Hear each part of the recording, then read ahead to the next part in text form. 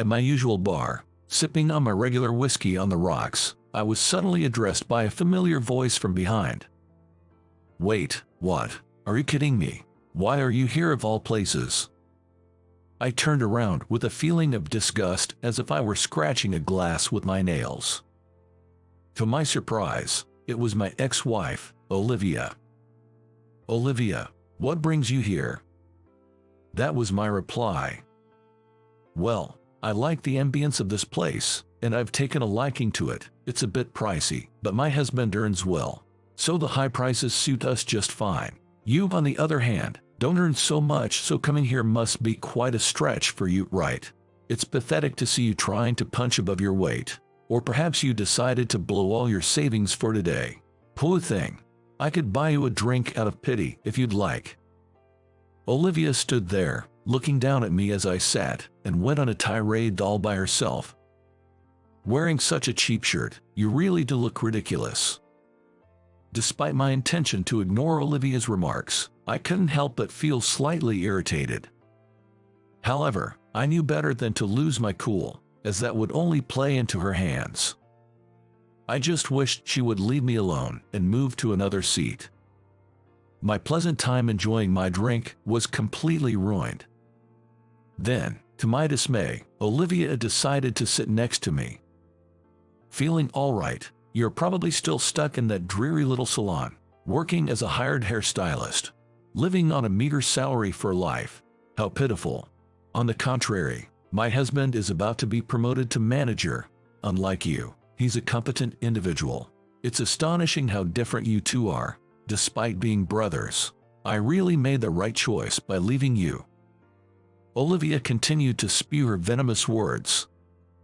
Being bombarded with so much sarcasm, I almost started to wonder if this was some kind of twisted service mentality. It might be Olivia's own way of providing entertainment, trying to amuse me. No, that couldn't be it. I shook my head to clear those thoughts and reminded myself once again of how terrible my ex-wife truly was. After all, Olivia was the woman who, while married to me, seduced my brother and then divorced me to marry him. The fact that such an awful person exists outside of TV dramas still sends shivers down my spine. Wanting nothing to do with her, I resolved to keep my responses as neutral as possible. "So Noah is moving up in the world. Congratulations." That's what I said to Olivia. "Heh, such a pitiful younger brother." Olivia continued to look down on me with disdain. Then, a regular patron of the bar, Ava, who had been silently listening to our entire conversation, spoke up. Ava and I often met at this bar and shared stories with each other. "Excuse me, I don't know what your relationship with Michael is, but you sure are arrogant. Listening to you is quite unpleasant. I don't know who you think you are, but do you even know anything about him, Michael, who's sitting right here?" I hurriedly said to Ava. "Ava, it's okay. There's no need for you to say anything." But Ava, tilting her wine glass with a triumphant look, said to me, "You should just speak up. Why not put this superficial, vile woman in her place?" Hearing this, Olivia raised her voice. "What the? Who do you think you are, madam? It's rude to speak like that to someone you've just met. Mind your own business." Ignoring Olivia's words, Ava continued. "Rude, that's funny coming from you, who's far ruder, but go ahead, take a good look with those murky eyes of yours. Mason, show this rude woman the magazine from earlier, please." Ava called out to Mason, the bar owner. "The magazine, right. Here it is." Mason placed an issue of the internationally renowned fashion magazine, Beauty Woman, abbreviated as BW, on the counter where the three of us were seated. "Wait, what is this?" Olivia was taken aback as she looked at the cover of the magazine. "My name is Michael. I grew up in a town just outside of New York, in a family of 4, my father, mother, brother Noah, and myself. My father was known to be good at drawing since he was a child and aimed for art school after high school, but After failing the entrance exams 3 times, he gave up on his dream. Having entered the workforce with just a high school diploma, he struggled to find a well-paying job. My mother, who was quite naive and sheltered, married my father by chance and resented him for their life of poverty and his lack of higher education. Because of this, Noah and I were raised with our mother constantly drilling into us that getting into a high-ranking school is the most important thing in life. Noah sincerely believed in what we were taught and never neglected his studies, even during the busy times of club activities in middle school, eventually advancing to a high school with a high academic standard. In high school, he maintained top grades and went on to attend a prestigious university, from which he graduated. However, I was not influenced by either my mother or Noah. Despite giving up on art school, my father would paint as a hobby on weekend and visit exhibitions of acquaintances who were painters. I was influenced by my father and shaped by his character. I'm going to check out some paintings at a gallery in Chelsea. Want to come along? I was often invited by my father on Sundays like this, and while my brother Noah had no interest at all, I was fascinated by art, so I frequently joined him on such outings. My father had many acquaintances in the art world, and as a child, I had many opportunities to meet artists who were friends of my father. This influenced my decision to become a hairdresser, leading me to enroll in a beauty school instead of high school after graduating from middle school. Most of my classmates went on to high school, and it's not that I didn't consider it. I thought that following my mother's advice to graduate from a good university and secure a job at a stable company was a perfectly fine path. But since Noah had already taken that path, I felt I didn't need to, and there was another reason. When I was in 9th grade, I overheard my mother saying to my father late at night, "How are we going to afford Michael's further education? With just Noah's tuition and tutor fees, our finances are already stretched thin." Though I felt guilty for eavesdropping, that became the deciding factor for me to feel that it was okay not to go to university.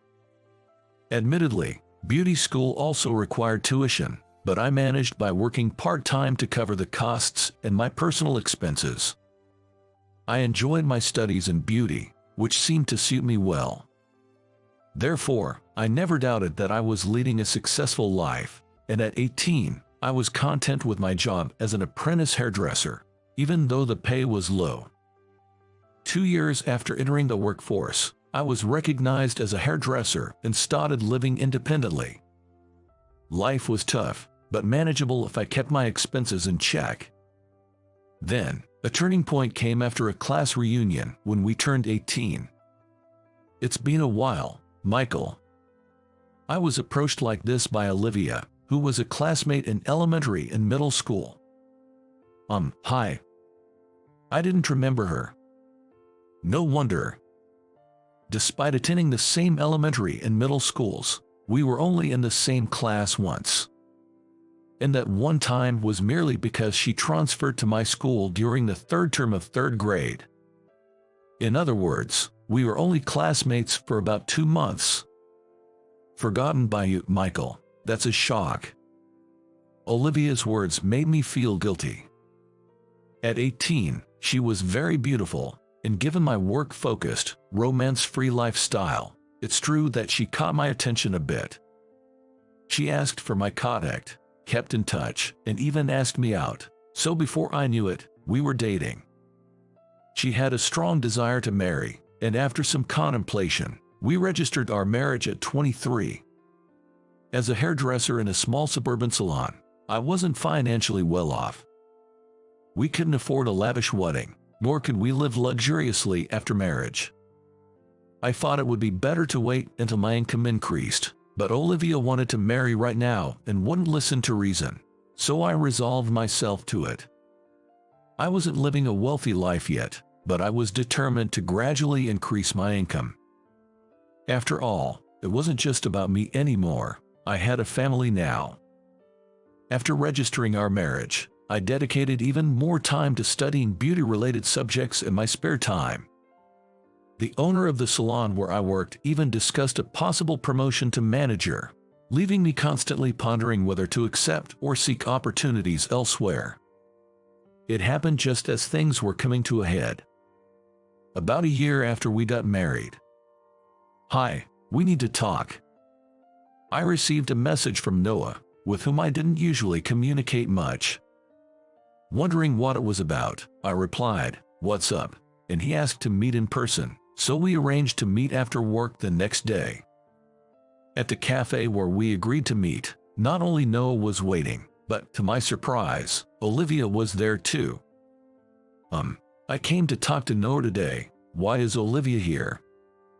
I asked, completely baffled by the situation, and took a seat opposite Noah and Olivia. "I'm really sorry, Michael." Noah apologized deeply to me.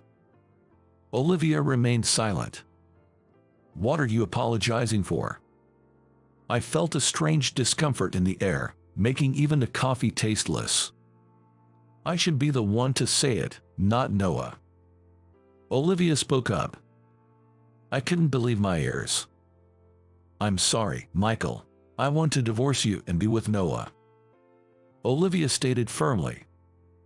I was utterly confused. "I don't understand what you're saying." That was all I could muster in response.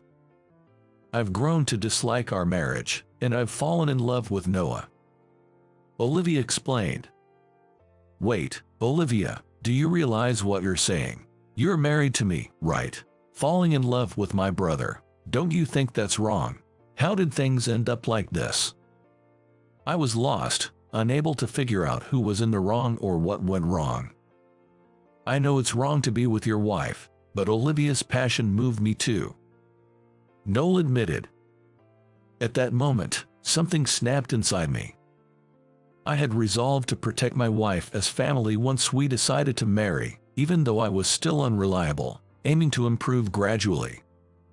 But Olivia had decided on her own to divorce me.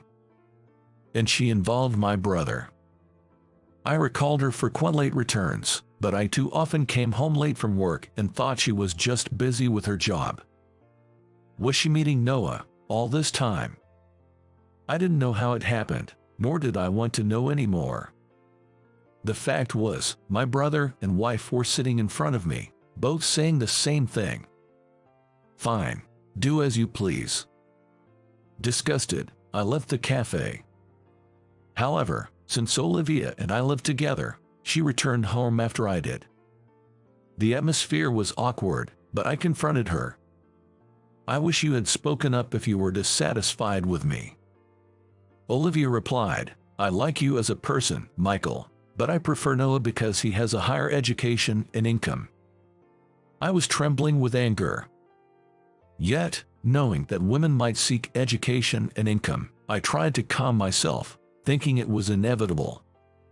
"Sorry for not earning more, but did you have to go about it this way?"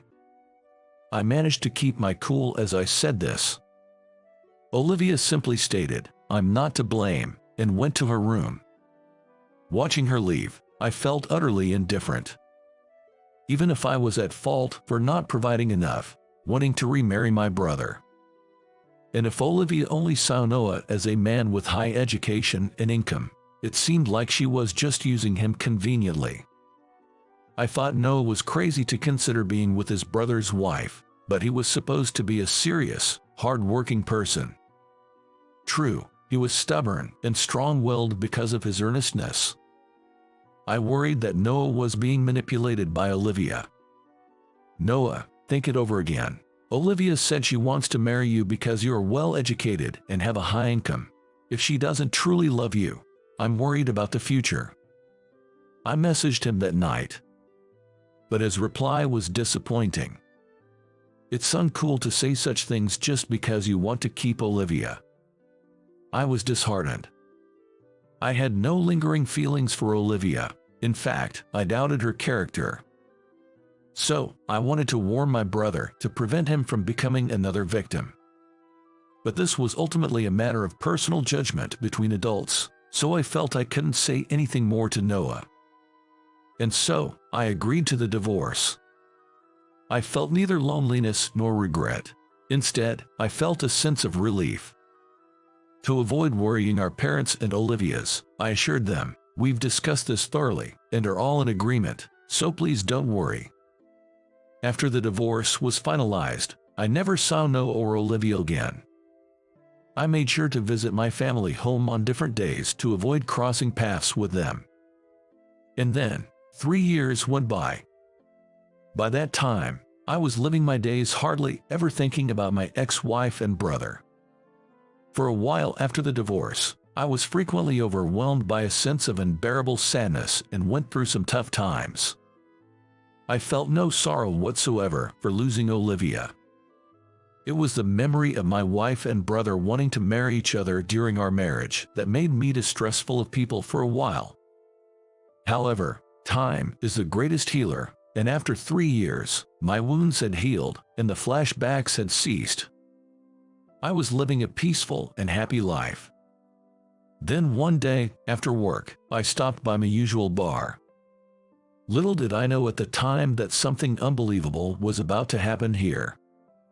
As I sipped my usual whiskey on the rocks at the counter, I was suddenly addressed by a familiar voice from behind. "Wait, what? Are you kidding me? Why are you here of all places?" I turned around with a feeling of disgust as if I were scratching a glass with my nails. To my surprise, it was my ex-wife, Olivia. "Olivia, what brings you here?" That was my reply. "Well, I like the ambience of this bar, and it's a bit pricey, but my husband earns well, so it suits us just fine. You, on the other hand, must be stretching your budget to come here. Trying to act above your station is just pathetic. Or did you decide to splurge all your savings today? Poor thing. I could buy you a drink out of pity if you'd like." Olivia stood there, looking down at me seated, and rambled on by herself. I chose to remain silent, listening to her without engaging, knowing that arguing would only bring me down to her level. Undeterred, Olivia continued. "Wearing such a cheap shirt, you really do look ridiculous." Despite my intention to ignore her, I couldn't help but feel a bit irritated by her comments. However, getting angry would only play into her hands, so I kept my cool. All I wanted was for her to leave me alone and move to another seat. My pleasant time enjoying my drink was completely ruined. Then, unbelievably, Olivia decided to sit next to me. "2 Kir Royales, please." Olivia ordered from Mason, the bartender, and within 3 minutes, 2 Kir Royales were placed in front of us with a thud. "Here you go." Handed one of the drinks by Olivia, I nearly fell off my chair. "Wait, this is for me." Surprised, I said that, and Olivia replied, "Of course, it's not like I'm going to drink both at the same time. I'm not really into sweet drinks. Mixing sweet liqueur with sweet juice, I just don't get it," I said to myself, truly perplexed. But not wanting to cause a scene by refusing Olivia's offer, I simply said, "Thank you," and accepted the glass filled with the murky-colored drink. Doing all right, still slaving away in that rundown little salon, I bet. Living on such a meager salary is just pitiful. Unlike you, my husband is about to be promoted to manager. It's amazing how 2 brothers can be so different. I really made the right choice by leaving you." Olivia went on a tirade all by herself, again laden with sarcasm. Being bombarded with so much sarcasm, I almost started to wonder if this was some kind of twisted service mentality. It might be Olivia's own way of providing entertainment, trying to amuse me. Or maybe not. I shook my head to clear it and reminded myself of just how terrible my ex-wife really was. After all, Olivia was the woman who, while married to me, seduced my brother and then divorced me to remarry him. The fact that such an awful person exists not just in dramas but in reality still sends shivers down my spine. Wanting nothing more to do with her, I resolved to keep my responses as non-committal as possible. "Noah is moving up in the world. Congratulations." I said that to Olivia. What a pitiful younger brother. Olivia continued to look down on me with disdain. Then, Ava, a regular patron who had been silently listening to our entire conversation, decided to speak up. Ava and I often met at this bar and would share stories with each other. Hey, you. I don't know what your relationship with Michael is, but you sure are arrogant. It's quite unpleasant to listen to. I don't know what your status is, but do you even know anything about him, Michael, sitting here? I quickly said to Ava. Ava, it's okay. There's no need to say anything more. But Ava, tilting her wine glass with a triumphant look, said to me, Michael should just speak up. Why not put this superficial, vile woman in her place? Hearing this, Olivia raised her voice. What the? Who do you think you are, madam? It's rude to speak like that to someone you've just met. Mind your own business. Ignoring Olivia's words, Ava continued. Rude, that's funny coming from you, who's far ruder. But go ahead, take a good look with those murky eyes of yours. Mason, show this rude woman the magazine from earlier, please. Ava called out to Mason, the bar owner. The magazine, right. Here it is. Mason placed an issue of the internationally renowned fashion magazine, Beauty Woman, abbreviated as BW, on the counter where the three of us were seated. Wait, what is this? Olivia was taken aback as she looked at the cover of the magazine. That's right, the man on the cover is Michael. Ava said with even more pride. No way, isn't this a photo with the global music icon, Maria Smith? What's going on? Olivia, in panic, flipped through the magazine. Wait, a 10-page feature on Maria and Michael. Why? Olivia frantically flipped back and forth through the magazine, looking at the articles and photos. Then she demanded an explanation from me. Explain this, Michael. Ava began to explain on my behalf. As you can see, Michael has become the exclusive hair and makeup artist for the world-famous singer Maria. His talent has been highly praised, and he's been offered to do hair and makeup for models and fashion shows by famous designers who appear in Paris Fashion Week. You, with your dowdy fashion sense, probably only know about domestic matters and are clueless about the global scene. Michael, the hair and makeup artist, is a celebrity worldwide. While listening, Olivia kept muttering, "No way," in disbelief. Then she exclaimed, "But Michael, you were just a hairstylist in a small suburban salon. How did you rise so high all of a sudden?" "I participated in various contests while working as a hairstylist, even when we were married. I talked to you about it, but you looked down on me, didn't listen, and showed no interest. I didn't make it in domestic contests, but when I took a chance on international ones, I was recognized. That's how I got noticed by a famous hair and makeup artist, trained under them, and then entered bigger contests. I won a grand prize in one of them, which led to my role as Maria's exclusive artist." Though I thought it unnecessary to explain all this to Olivia, Ava had already shared so much about me, so I reluctantly added my own explanation. "That's amazing, Michael," Olivia said, then added, "As expected of my ex-husband, I'm his ex-wife. Let's meet up as exes sometime. For starters, I'd love to get Maria's autograph. Can you introduce me to her in person?" I was astounded by her sudden change in attitude upon learning of my connections with famous people. Truly superficial. You really are despicable. Stay away from Michael. I don't care if you're his ex-wife or whatever. You have no relation to him now. And by the way, you called Michael's shirt cheap earlier, but it's from a famous brand. You can't even recognize quality. Ava raised her voice. But Olivia, undeterred, said, "Hey, Michael, actually, I've been regretting it. I think you were the better man after all. Noah has been all about work lately and doesn't pay attention to me. I'm lonely. Please, I'm going to divorce Noah anyway. So won't you give us another chance?" While she intertwined her arm with mine, I instinctively shook her off, saying, "Stop it." Ava then remarked, "Michael, you really shook her off from the bottom of your heart." Well, of course. There's no way you'd get back together with such a woman, because... Just then, as Ava was about to continue, she exclaimed, "Speak of the devil," and I turned around in response to her shout, only to see a familiar figure. Emma. The woman I called Emma was my girlfriend. Emma, don't get the wrong idea. Michael did nothing wrong. It's this woman who's at fault. She came onto him unilaterally. Ava explained on my behalf. Yes, I saw everything. You're Olivia, Michael's ex-wife, right? He's shown me a photo of you before. I know how much Michael truly despises you. I've been watching from a distance for a while now. You're really shameless. Emma said that. Ava laughed heartily, saying, "The always quiet and kind Emma, speaking such sharp words."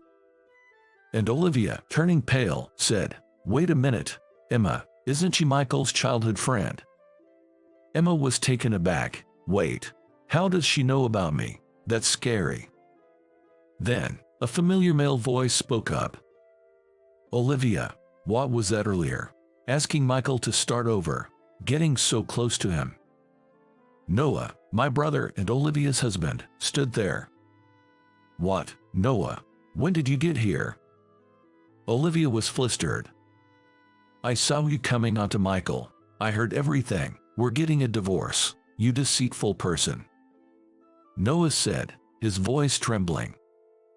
Then, turning to Michael, "I know I wronged you by marrying Olivia in such a manner, but I've finally seen the light. I was naive, fooled by Olivia's convenient lies and deceit. I feel ashamed of myself. I sincerely apologize for hurting you, my brother. I truly am sorry." "It's okay. I don't hold a grudge. If you've come to your senses, that's good. But maybe you should be more discerning about women," I said, and he replied, "You're right. I'll reflect on this. I'll start over after the divorce." Olivia, in panic, clung to Noah's arm. "No way. I won't accept a divorce. What are you saying, Noah? Didn't we swear our love to each other?" But Noah, with a look of disgust, shook off her arm. "Don't touch me. Regarding the divorce, I'll have my lawyer contact you." Olivia was in tears. But, that's so cruel. I've loved you since we were kids. When I transferred in elementary school, you were so kind to me. I dreamt of marrying you someday, and when we met again at the reunion as adults, I was so happy we could date and then marry. And this Emma, she was just a girl from another school who attended the same swimming class as you in elementary school, right? I always saw you were returning from the class with her, and now you're with her. That's so unfair. I loved you more." Olivia sobbed as she spoke. I was dumbfounded. "Then why did you decide to divorce me and remarry my brother while we were married? That's just cruel, isn't it? Do you understand how I felt when I was betrayed by both my wife and brother? Have you ever considered anyone else's feelings?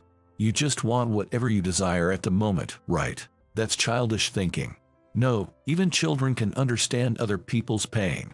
After our divorce, I struggled with insomnia because of the emotional pain. Then, through a friend from my hometown, I reconnected with Emma, who comforted and supported me during my tough times. She thought about my pain with me, and now, Olivia, you've hurt my brother Noah. In front of him, you came onto me, asking to start over. How many times do you need to hurt people before you're satisfied? You're truly the worst." As I vented, Olivia tearfully said, "But it's natural to want a husband who is capable and earns well, right? I left you for Noah because he had a higher income, but now you have become successful and famous. So naturally, I want to get back with you, right?" In the next moment, Ava burst into laughter, saying, "Michael and Noah, this woman is unbelievable. Cut ties with her quickly." Then, turning to Olivia, Ava said, "Olivia, I can somewhat understand your feelings, but fundamentally, you're wrong as a person. If you want, I'm always here at this bar. Come and see me, and I'll give you a thorough scolding to straighten you out." Then, Mason interjected, "Once you enter Abba's lecture hell, even crying children go silent." Hearing this, I also added, I know, I've seen several people shaken by her lecture hell right here. Mason and I chuckled together, but Noah and Olivia were frozen with expressionless faces. I'll be staying at a hotel for the next 3 days. Leave the house within that time. I'll proceed with the divorce proceedings starting tonight, Noah said to Olivia. Realizing he was serious, Olivia silently settled the bill with Mason and left the bar alone. You did well to speak up. I roughly get the story. So you were deceived by that woman for a long time, right? Well, your sin is not forgivable. You have no choice but to reflect deeply. Michael here is a magnanimous man, so I think he'll forgive you. For now, buy Michael a drink, and me too, while you're at it, Ava said, looking at Noah. Understood. Mason, please get a drink for Michael, Ava, and also for Emma, Noah responded. Then, I made Noah sit 1 seat away from me and Ava, and I moved next to Emma at the counter. Today was supposed to be the anniversary of my marriage to Olivia. I never imagined it would turn out like this, Noah said, dejected. Ava silently comforted him by patting his shoulder. But Noah, you're stubborn once you make up your mind. If you've decided to start over after leaving Olivia, I'm sure happiness will come your way, I encouraged him. I'm sorry for being such a terrible brother who hurt you. Thank you, Noah apologized. Well, it's all good now. The evil spirit is gone. Cheers. Ava raised her cocktail glass high, given by Noah. More importantly, today is a significant day for Michael. Forget about Noah. If you're truly repentant as a brother, celebrate his new beginning, Ava said to Noah. A new beginning? Noah asked that question. Yes, actually, I'm moving to France for a while because of work, so I took a small box out of my pocket.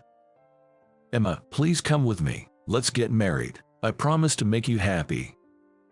Inside the box was a ring. I had told Emma about moving to France, but it was the first time I asked her to come with me.